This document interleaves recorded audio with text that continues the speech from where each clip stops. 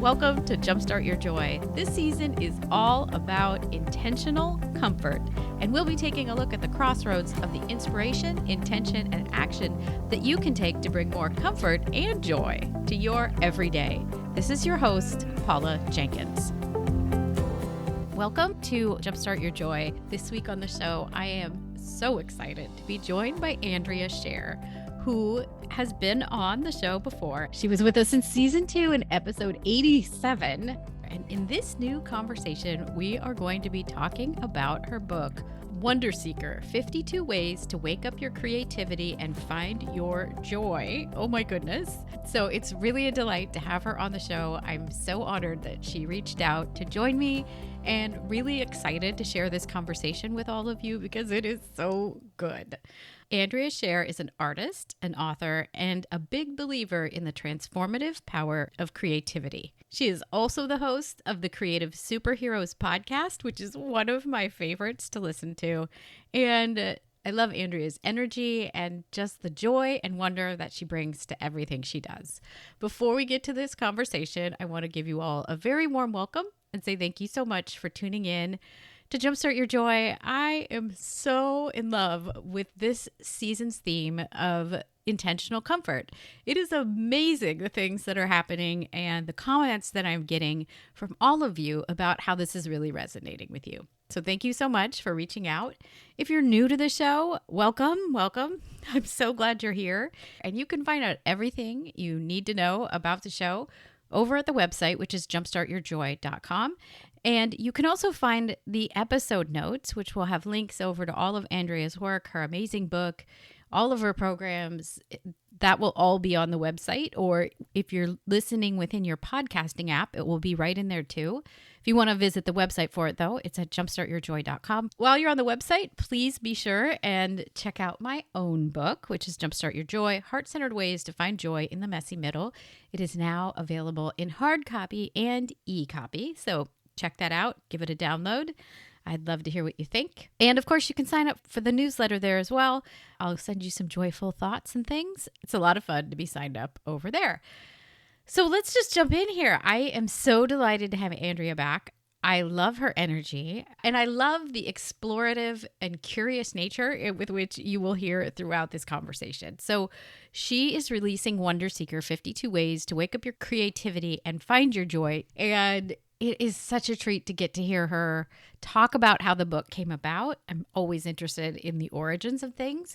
And it's also a total delight to hear about some of the very joyful activities that she is listing in her book that you can try on. It's such an amazing book because you can kind of jump in and out. It's not like a linear format, but it's got all of these beautiful ideas of how to bring more wonder and creativity and joy to your days. Beautiful to look at. So I'm really excited to have it in the world. And I'm also so excited that she's sharing some of the ideas with us this week in this episode of how you can dip into that wonder and curiosity for your own life. I feel like there's such a strong connection with wonder and joy. They kind of go hand in hand and feed each other. So it's so much fun to dive in with Andrea on all of this, on this whole topic. So without any further ado, let's just get on to it. Welcome to the show, Andrea Scher. Thanks, Paula. And yeah, I love it. This is like the to be continued conversation. We just I don't know where we left off, but it'll be our part 2. I like it. It is part 2. And I love, you have just written a book, Wonder Seeker, 52 Ways to Wake Up Your Creativity and Find Your Joy. So, of course, I was super honored that you reached out to be here and talk about this amazing book. So thank you. Oh, of course, we're so kindred. I had to be on your show for this one. So good. Since you already answered the question about what brought you joy as a child, I feel like maybe just asking you what unexpected place offered you some wonder or joy in the last 18 months? Actually, yeah. So I have a good answer for that. So in the last 18 months, like during COVID, everyone in the neighborhood got a pandemic puppy. Maybe that happened in your neighborhood too. Yes. Yeah. And I love dogs, but I rent and we're not allowed to have a dog. And I'm not even sure I want a dog, but I love dogs. And so I started hanging out at the dog park up the street in the evenings not every evening, but a lot of evenings. And it is the most joyful place in the world, I am convinced. And everyone gathers, like all my neighbors gather and all the dogs out. There's like 20 dogs there every night, the magic hour, super beautiful. And these dogs are so happy to be running around and to be outside and to be playing with their friends. And they're such joyful creatures. And I feel like I just learned so much about unabashed enthusiasm from them and friendliness and openness and all those things. I love being in dog energy. It's so good. Yes, it's so true. We have a dog. He's 4, so he was not a pandemic puppy, but we have reflected our family about how it has been really meaningful and lovely that we've had him through this time, because it did feel like there were moments where, everything just felt hard and weird and awful. And we were like, but the dog is like, he wants to play. And so he's one of those things that would draw us out and, get us laughing and encourage us to cuddle or whatever it was. So such good medicine, right? so good. Yeah. Yeah. Well, and just the community of it too. I love that you brought that up, because our little park over here has definitely become the meeting place. And we got to know our neighbors really well. That's like another source of unexpected joy that I've experienced in the last couple of years is everyone's home. Everybody's walking laps around the neighborhood, just like I am. And so all these people started to emerge that I'd never seen before, or I got to know people because there was this sort of softness around the culture because of the pandemic. It's like there was permission to talk to your neighbors and talk to strangers because you were all going through this really intense thing together and you were all in this very kind of vulnerable moment together. And so those barriers softened kind of naturally. And suddenly I'm like in love with all my neighbors because I finally got to know them. Yeah. And there was a sense of we're in it together and we have each other's backs. And like even the other week when power went out in the Bay Area, it went out at like 7 and our neighbors were like, oh, we're going to run out and get some takeout. Do you guys want any? And my husband and I looked at each other and we're like, we have an entire casserole. We just like, we were going to save for leftovers and it's still warm. So we just texted him back and we're like, would you like some chicken casserole? Come on over. Like, oh my gosh, that's so sweet, right? Like that's the world we want to live in more of the time. Yes. Yeah. And so it's been really, been really cool to get to have those experiences. And I think it also teaches our kids something different about like, this is all possible. This is a world we could be in and we are now in. Right. Yeah. Exactly. Right. And a lot of course, the last 18 months has been really stressful and anxiety producing, and there's been a lot of grief. And it really worked for my nervous system in the sense that things slowed down and simplified. I didn't have to say yes to invitations anymore and I didn't have to go anywhere. Like there was a thing that like I really thrived in this very simplified version of life and slowed down version. Yeah. Oh, yeah, that's juicy stuff right there. And that's that kind of thing. I feel like we were all, even before the pandemic, probably longing for something that was more simple and more comforting and more easeful. And that's so my last season, of course, was about the messy middle and like, how do we find joy there? But now this, I feel like, is hopefully the bookend to it of like, how do we find intentional comfort? Not just not the relationship we have with our couch and Netflix or whatever other numbing out thing we might do, but like, how do we get in there and like allow ourselves to relax and do something that is truly mindfully, intentionally comforting for ourselves. So I think there's a lot of crossover between that and wonder and delight, because when we get quiet and we allow ourselves to experience it, then I think there is a deep comfort from that.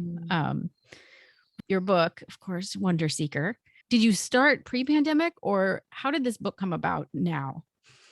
Yeah. So for a number of years, I was teaching an online course called Cultivating Wonder. Yeah. And it was a really fun topic. It was like, ooh, there's something here for me that has some lasting power. Like this isn't just like a one-off thing. I felt like, oh my God, I just want to keep talking about this. And this is like a doorway for me where I'm one of those sort of multi-passionate creatures, and I'm a life coach, I'm an artist, I'm a photographer, I'm a jewelry designer, like I'm a painter, and I always sort of thought, gosh, why can't I just be one thing? And why can't I simplify? And why do I have to do all these things? And somehow wonder showed up for me as this thread, like, ooh, that could be the thread that's weaving through my life. And all these things are the forms that it takes. But wonder is what I'm really excited about, like helping people cultivate wonder and experience more of it, more wonder, more joy, more delight in their life inside of the messiness that is a life. So it's not stepping over what's hard or what's difficult. It's actually moving toward those things when they show up. It's moving toward everything that shows up. It's being present with what shows up. That's sort of how it was born as far as my work goes. And then it was just the kismet of finding an agent in the fall of 2019 and then finishing my book proposal with her. She started shopping it in 2020, about a month into quarantine. And that was the perfect moment because publishers were like, oh, we need this. This is medicine for this moment. This is something that we actually need. And because the wonder that I talk about and want to encourage in people is really the everyday kind, it isn't like, I'm going to fly to, Barcelona and experience the wonder of like the Gaudi architecture or whatever. That's not what I'm talking about. This is like, how do you experience wonder at the grocery store and in your very ordinary routine life? Like, how do you step outside of that routine, put on your little wonder goggles and see the world anew? That's what I'm excited about. Yes. And I know, I mean, in my own book, one of the things that I explored was, well, and over the last season, but like that idea that it was almost like some of what I was calling it kind of bed in the bag versions of joy, which was like things that were created for us, like amusement parks or cruises or like big parties, like those things all fell away. And so then there was that maybe a void of those things, but then it gave us this opportunity to look for the things. How do I either find the values of those things that were bringing me joy and bring those into my life in a new way? How can I use the void of those things to reevaluate what is missing? And wonder and delight are like the perfect. Yeah. And there was so much wonder and delight. If we could step back from the emotion of feeling overwhelmed or frightened or full of fear, like, even I'm looking out at my artichoke plant, which is now growing again. I feel like it's a daily update on the show or a weekly update. About how your plant's doing? Yeah, this artichoke, like it goes crazy. Nice. And it is a delight. Like how does it get so big? Like, how does it give us food? Right. Well, and to your point about, it's what you're talking about, kind of where we put our attention, right? Like, it's like, it's not that we are putting our head in the sand. It's like, we're not listening to the news or we're not knowing what's happening in the world. It's actually, I like to use the metaphor of meditation, like in a sitting meditation. One of the first things you notice when you sit, and it's difficult to sit for a long time and just watch your thoughts, right? You start to notice where your body hurts. So you're like, I'm uncomfortable. My back is tight. My knee hurts. And I don't know how long I can sit here, and you get kind of crabby. And that's like the first thing that comes up, on your radar. And then I love this question of like, what else is here? And what else is here is like, 95% of my body feels great and always feels great, frankly. So that's cool to notice. And I love asking that question in the more macro of our life. It's like we can put our attention on all the things that are wrong, and there are plenty of them. But this book is really about like, and what else is there? What else is there that you're missing? And what else can you be putting your attention on that would enrich your life and make it more vibrant and more delightful? Yes. And therefore, you become more resilient. Like, we can't be resilient if all we're doing is worrying about the future and lamenting the present, right? Precisely. Yeah. And I think that necessity of both noticing times in difficult times, like what is joyful, but also then layering in that space of making time for the wonder and the delight. Like that became so apparent to me when I had Julia Samuels on, and she's an expert in grief, pediatric grief even, which is like, so hard. And she was really like, one of the messages that sticks with me through I mean, especially when things are really hard, we have to allow ourselves that mindful time to then kind of indulge in the Mhm. delight that we also know is on the other side of grief or hardness. So Right. Well, and it's yes. also sometimes inside of grief or hardness. Hmm. So I was surprised because I had this class called Cultivating Wonder for so many years. Just recently, like a month ago, I thought, I wonder if anyone else is using that term. And so I Googled it. And the first thing that came up was an article that Mark Nepo wrote. And he's this amazing writer and poet. Do you know Mark Nepo? No, I don't. No, I don't. Oh, he's super amazing. He's one of Oprah's, people or whatever. And he wrote this essay called Cultivating Wonder. And it was all about his last days with his father who was dying. Mm. And of course, there was so much tenderness and so much sadness in those moments folded in, and grief folded into these days that he had with him. But what he talked about was the wonder that he experienced in those days also. Mhm. That feels almost edgy to say, but I think it's true. I think there's always this kind of full spectrum in our experiences and in our lives as a whole. And we don't always have access to all of them.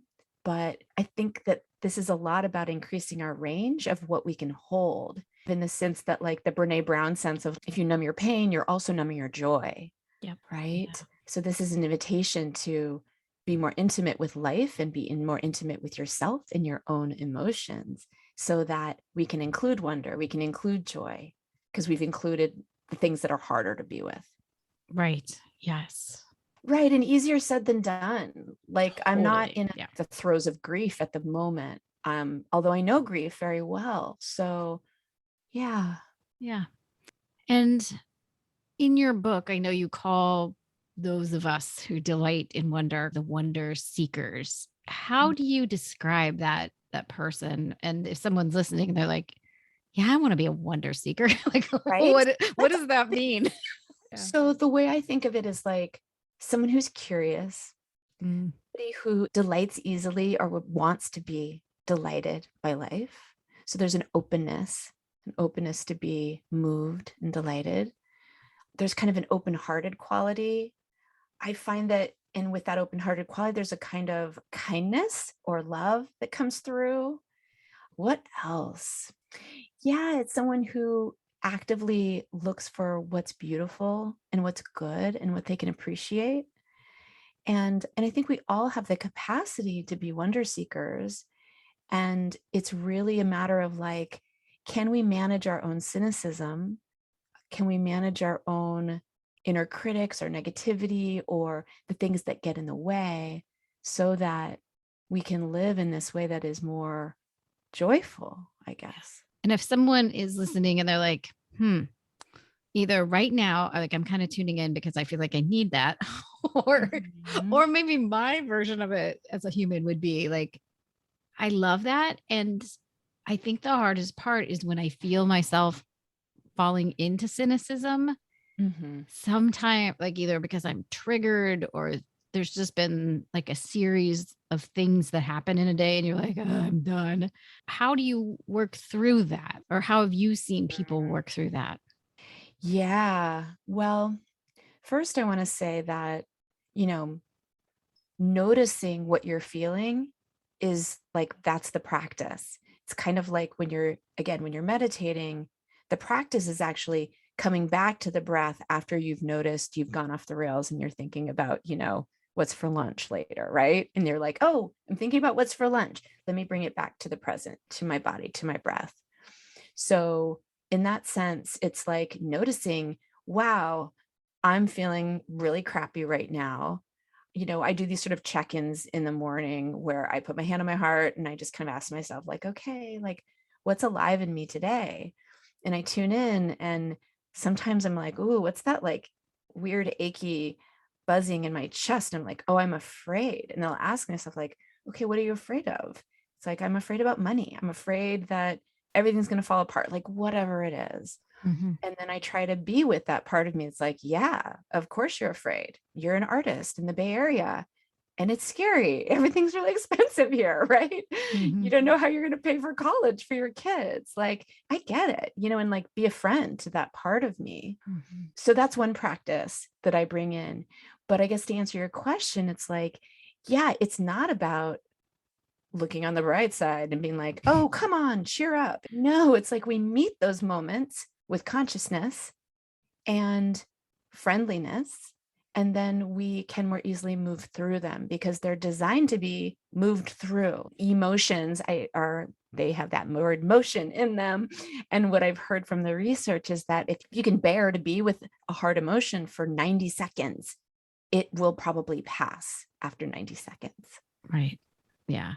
Well, because the fear is always, oh, it's going to engulf me. I don't know how to find my way out. It's going to be too much. I'm going to, get swallowed up. Yeah. Yeah. Yeah. And then also, I want to say too, it's being discerning about what are like actual feelings that you need to feel and what are just those like fear and inner critic stuff that's just noise, and that you can probably be like, you know what? I don't really need to listen to you right now. I'm going to put my attention somewhere else. Right. Yeah. Yeah. Because I think for all of us, there are those things that feel, and it's so interesting because I was talking about this in the context of hard to do for your business with Jacqueline Jackson, who's a recent guest, but she was talking about how she figured out that answering the phone, she does home inspections, but like answering the phone for her was one of the things, like she'd get so engaged with the people. It was hard to say no. She'd want to pick it up at 10 p.m. So she was like, I'm just going to give this to someone else to take care of. And the takeaway for me there was similar to like what you're saying, is knowing that there's these things about our personalities or past events in our lives that sometimes things get to us, get under our skin. And then there is a whole pattern of negative talk or like doubt and fear that gets kicked in. And you're like, it's either, then you get into that weird fight or flight where you're like, I know there's no danger, but somehow I'm now mad at XYZ. And I think it's so interesting to become present to those things. It's very interesting to let yourself take those 90 seconds and take the step back, because then oftentimes you're like, there is no reason for fight or flight. I don't know why I'm so like triggered by this thing. It's, Yeah. And one of the neuropsychologists that I mentioned in Wonder Seeker is Dr. Rick Hanson, who's here in Berkeley. Mm-hmm. And he wrote a book called Buddha's Brain and Hardwiring Happiness. And so I love his research. And so there's something called the negativity bias. Right. And that is this holdover from a time when we had to be very vigilant. We could be eaten by, predators like tigers or something. And so we were always scanning our environment for what's wrong. Mm-hmm. And we still do that. We're still scanning for what's wrong in a world that is generally pretty safe as far as our, whatever, physical survival in a given moment. And so he says that to kind of level the playing field, we need to practice scanning for what's good and what's working and deepen those neural pathways so that we can be more resilient. So one of the practices that I offer in the book is called wonder spotting. And it's just a really simple practice that, is kind of came out of my little photo walks I would take as a photographer. But it's really just like literally 10 minutes. You walk around the block, you notice like, okay, what have I never seen before? What's beautiful? What's interesting? What's like the tiniest thing that I can find that's beautiful? What are the sounds happening right now that I've never noticed? Mm-hmm. And these are some of the ways that we can literally train our brain to scan for things other than what's not working. Yeah. And wondering too, like, how can I make this magical? That's one of the things I love to do. Ooh, that's a nice question. Because like, that's one of my values is integrity, magic, and expertise. So, and there's this kind of a weird little trio, but it works. And the thing that I've even found in the last couple of days is I've been cleaning out a closet, and there's like these 2 bags of, I'm calling them sentimental clothing, some great sentimentals, and some like with negative, but the ones that I'm like, my heart is saying I don't need to keep some of like these. I'll just share a sorority sweatshirt. Well, I'll be darned if 2 days ago, a friend from high school didn't post on Instagram that his daughter just pledged the same house. Oh my gosh. So I was like, I have not talked to this person in years. I DM'd him. I said, I know this is totally random. I have a sweatshirt and a t-shirt that are in pretty good, state of being. Aww. would your daughter like them? And he's like, holy cow, yes. So now That's like so it's this sweet. like little sweet, like magical exchange. And Mm. I feel like I'm blessing them with something. I mean, because this was my favorite sweatshirt, I'll be honest. So it's kind of like, oh, but yes, it's time. Aw. But like there's magic in that little bit. Like that's wonder and delight. Like, Absolutely. Right. And you're touching on two of the ways that I hold wonder. One is the wonder of connection. Like yeah, there's this wonder that happens between people that's so exciting and sacred and beautiful. And yeah. then there's the wonder of like an everyday magic, like the Mm. serendipity of you're like, am I willing to let go of this like sentimental piece of clothing? And then you get this invitation to be generous with this young person. Like, Yeah. that's so cool. How did that happen? Yeah. Well, and just looking at it and going, that can't just be coincidence. I at least had the goggles on to be looking for it, so to speak. But yeah, Right. I think it's true magic too. And I cannot wait to send it off. Like I just washed it last Aw. night. So God bless Gemma. I hope you love it. Yeah. I know you have a bunch of exercises in the book that I just loved reading it. And of course, again with the way magic happens. Number, I think 44 was like one of my favorites. Is that Ooh, true? I But haven't which one looked is at it? that. Number 44 is go off script. Yes. I don't, That's yes. one of my And favorites too.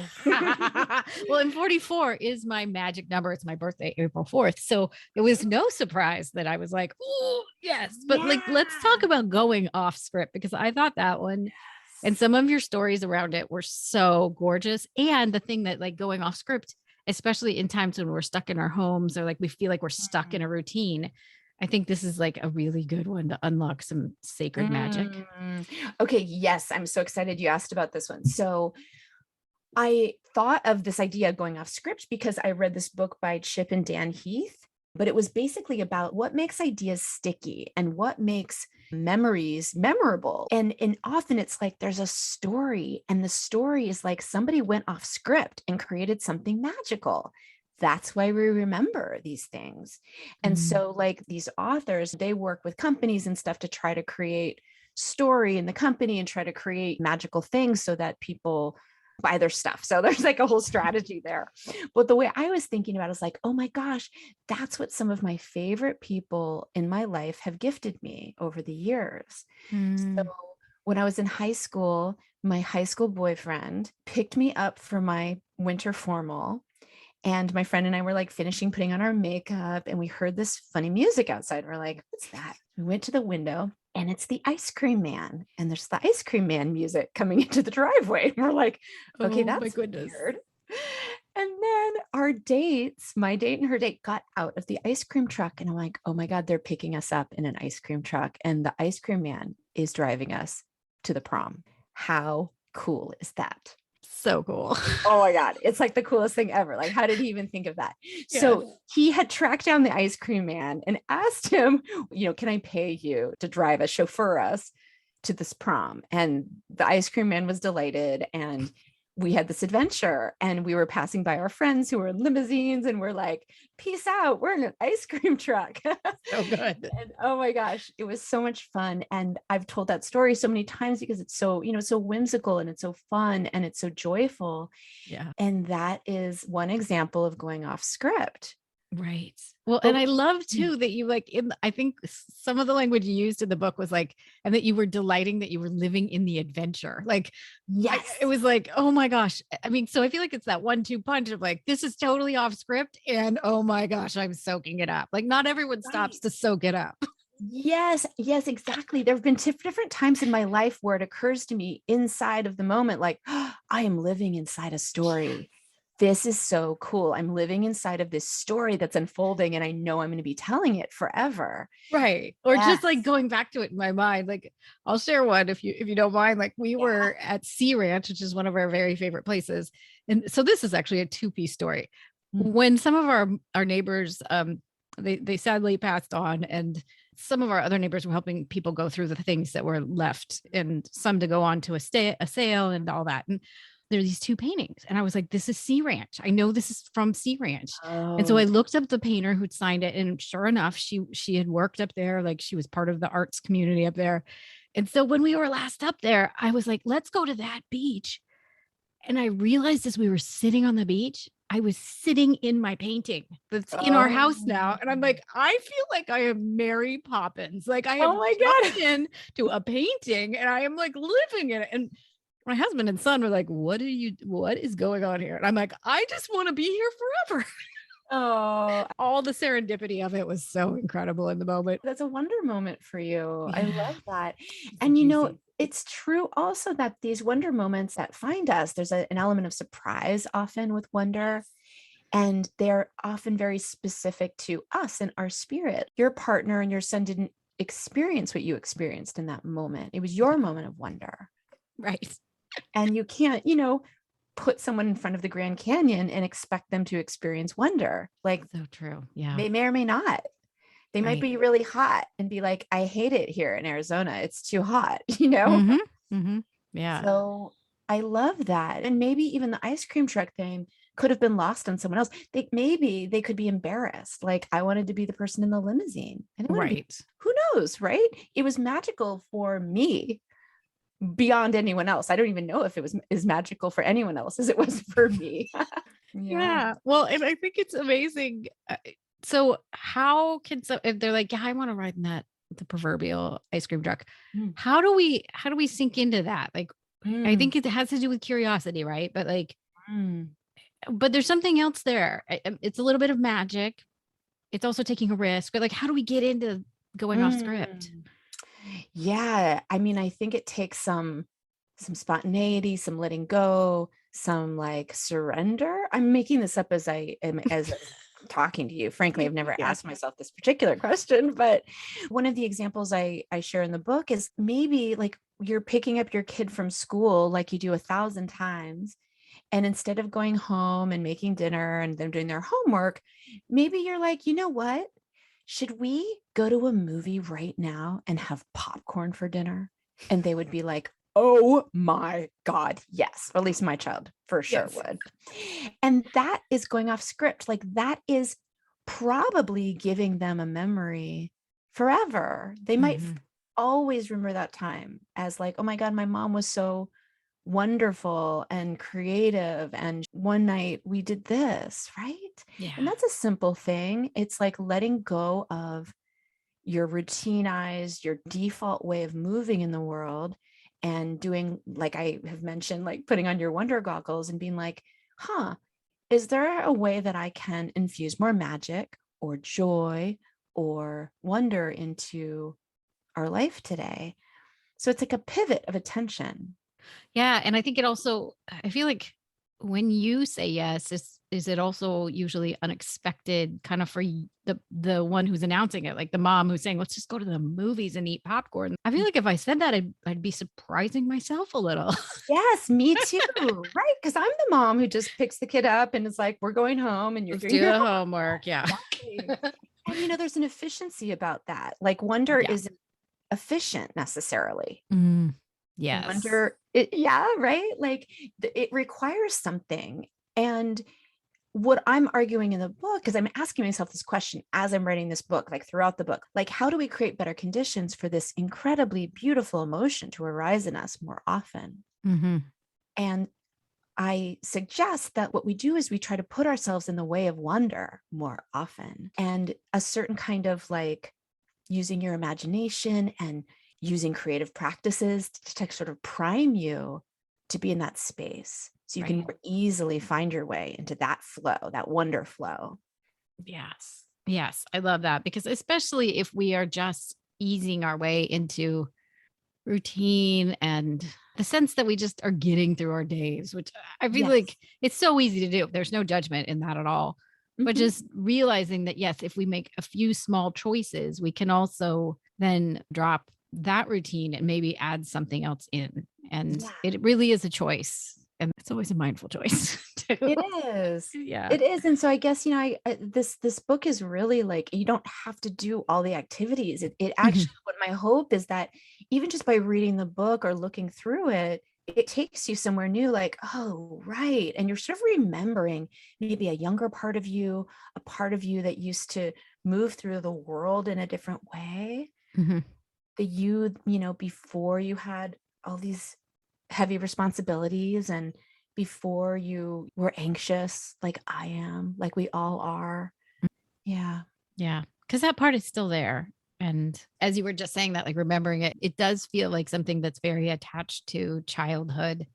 And, you know, there was so much wonder in reading. I feel like it's so close to things like The Secret Garden and Little House on the Prairie and like things where it felt like there were so many possibilities. And it does feel like sometimes in adulthood we stop remembering that there's still so many possibilities.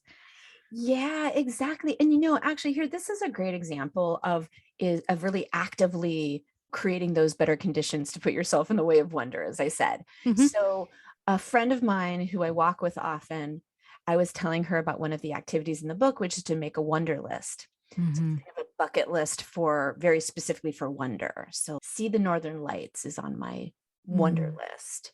And one of the things at that moment that was on my wonder list was seeing bioluminescent algae.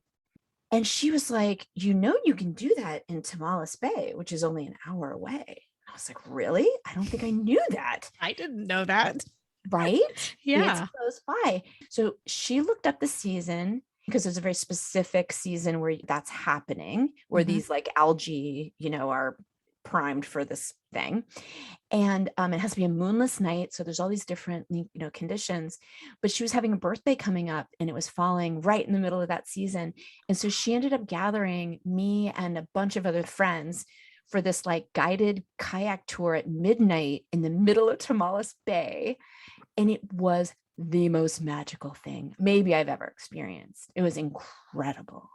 That is so cool. Oh my God. And I mean, I love that you said it. And then a friend is like, they're in the dance with you. They're like, oh, yeah.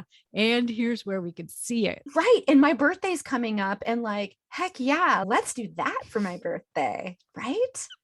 Yeah. Well, and it does take you creating that list and then sharing it with others. Like there's wonder in that because you're inviting them into the excitement of it too. Yes. Like, oh yeah, it starts Exactly. so And simple.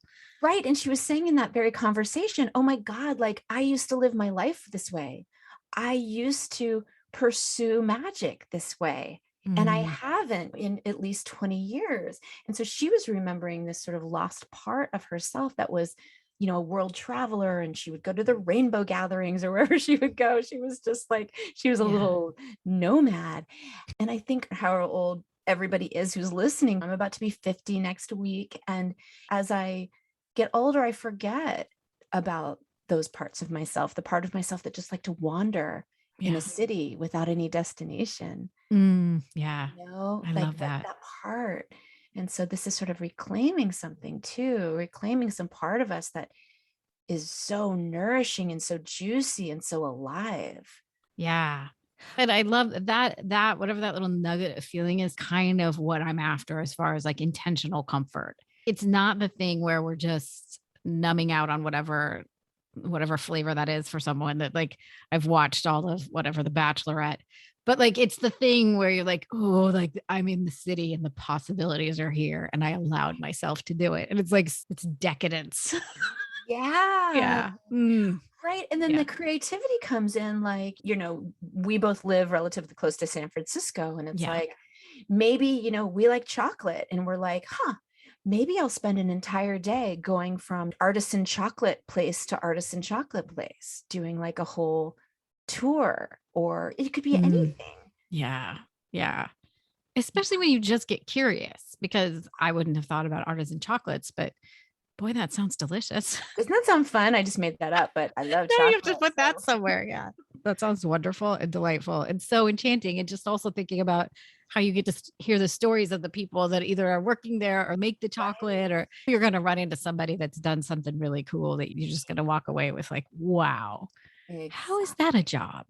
Right. Yeah. It's like designing little field trips for ourselves.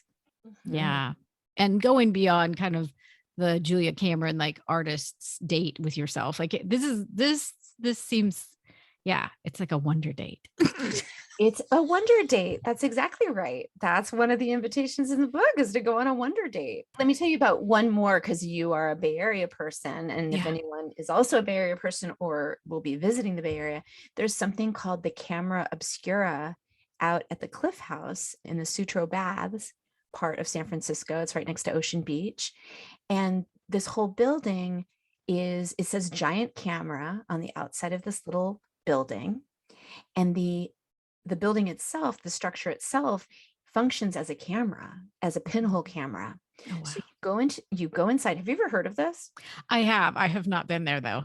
Okay. Yeah. So you go inside and it's pitch black, and there's a disc, like a big white disc in the middle of the room, and it's round and it's convex. So it looks kind of like a gigantic contact lens, and it's white.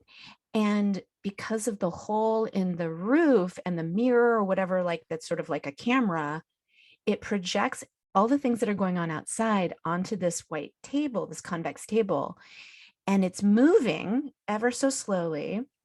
What's outside is the ocean and the cliffs. So it's super beautiful and has this very dreamy quality because of just, whatever, this weird sort of technology we're working with. And it is one of the most wondrous things you'll ever see. It's like, it's so beautiful. It's so magical. And yeah, gosh, I could go. I'm a nerd about this one for sure. Yeah. Wants to meet me at the giant camera and tell me. Yeah, that sounds so magical. And just to delight in it and realize this is so simple and yet so amazing. Yeah, I will find it, and I will link up to how people can find it if they want to go visit it. Yeah. Well, I'm delighted about your book. Can you share, where can people find it? When does it come out? Any other info about it that you want to put out there for folks? Yeah, so it's available for pre-order right now. And what I just finished creating that I'm super excited about is a little book bonus where if you purchase the book, you can get this read along e-course with me, where I'm reading parts of the book and I'm inviting people into some of the activities so we can do them in community and see each other's wonders of the day, whatever it is.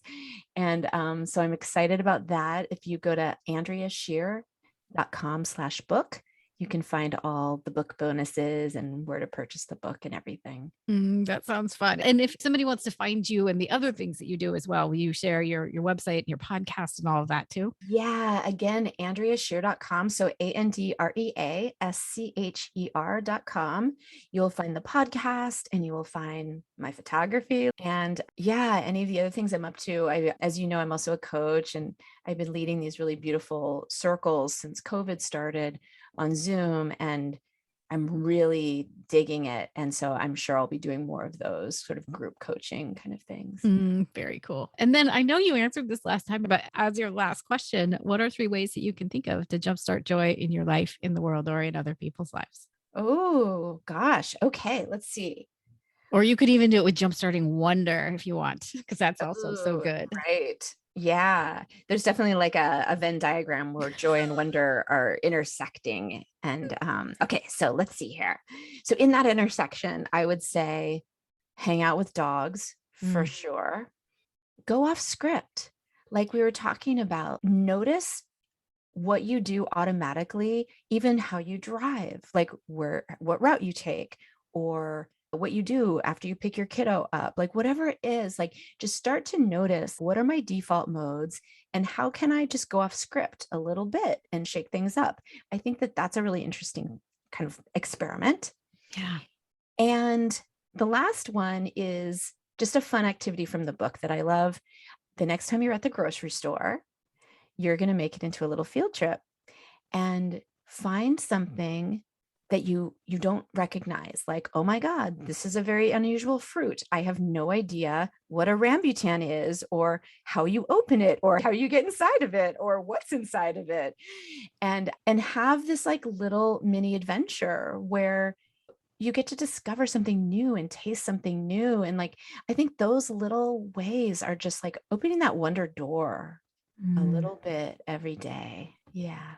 I love that. Oh, yes. And I am going to try a persimmon, which I've never had and don't understand. So there's that. Oh, yes. I've been bewildered by persimmons myself. Apparently, there's a couple different kinds, and so you have to treat them differently. So there's a whole skill set around it. Wow. Who knew? Yeah. Well, I'll have to look up what kind I've gotten and treat them accordingly. Exactly. Oh, well, thank you so much for coming back, Andrea. And thank you for sharing your amazing book with us. It's been such a delight to have you on the show. Oh, thank you, Paula. It's always good to be with you. Andrea, thank you so much for being on this week. It is so much fun to talk to you, and I always feel so joyful and light and just in love with life when I get to talk to you. So thank you so much for joining me. If you want to find her amazing book, Wonder Seeker, 52 Ways to Wake Up Your Creativity and Find Your Joy, the links will be in the episode notes for this, which you can find on the website at jumpstartyourjoy.com, or the deep link for that one is jumpstartyourjoy.com/episode 299, or just tap in your podcasting app if you're listening there, and you'll see it linked in there as well. And if you're not yet following Jumpstart Your Joy in your app, please go ahead and do that. You can just search whichever your favorite podcasting app is, do a little search for Jumpstart Your Joy, and then hit the follow button. And then it'll just automatically get downloaded to your device each time there's a new episode out, which is the easiest way to do this. I highly encourage you to go find Andrea's book because I know you're going to love it. I will be back next week with another episode. I hope you'll return for that one. And until then, I hope that your days are filled with so much joy.